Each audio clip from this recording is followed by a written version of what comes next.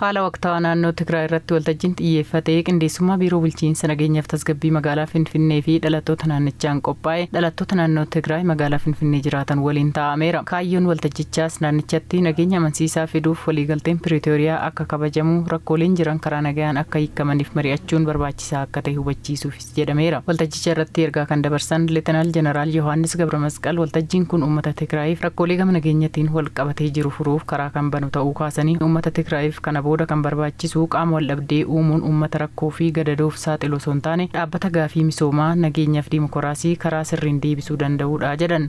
በተለይ ትግራይ ውስጥ ካለው ችግር አሁንም rakkoon naannoo Tigraay ammas furmaata barbaada, mariis barbaada, waliigaltee barbaada. Uummanni Tigraay misoomaa fi nageenya barbaada. Kana kan fidu ammoo qaamni siyaasaa kamirraayyuu bilisa ta'e dhaabbachuu qaba. Qaamni uummata kanaaf deebii misoomaa deebisu waliigaltee Piriitooriyaa hojiirra oolchuu fi nagaa buusu. Uummannis kanaaf gahee ofii baachuu qaba, mari'achuus qaba. Uummanni Tigraay kanaan dura sababa mari'achuu dhabuutiin gatii hin malle kaffalee cabinsa diinagdeef saaxilameera kan jedhan hirmaattonni waltajjichaa. Kana booda wal dhabdeen uumamu kamuu mariin furamee uummanni nagaa argachuu qabaa jedhan.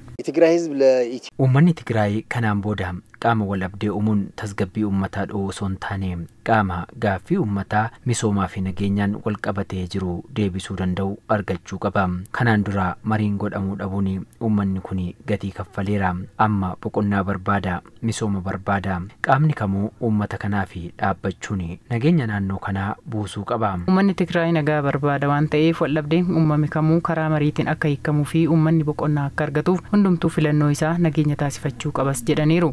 ያለውን ሁኔታ ማንም ሰው የሚያውቀው ነው የነበረው ማንም ሰው የሚያውቀው ነው kanaan dura rakkoon naannoo kana ture hundi keenya kan beeknu rakkoon sun mariin dhabamuudhaan ammas rakkoon biraa akka mudanne mariin furuun barbaachisaadha qaamni waliigaluu dadhabe mari'achuun furuu qabam ummata kana dararuun ni gaha misoomaa fi nagaa ummata kana fiduun dirqama hundaati waan ta'eef hunduu naannoo kana bira dhaabbachuu qaba. Miiliin biyyattii hundi nageenya naannichaa waaressuuf waan danda'aniin tumsuu akka qabanis dhaamameera.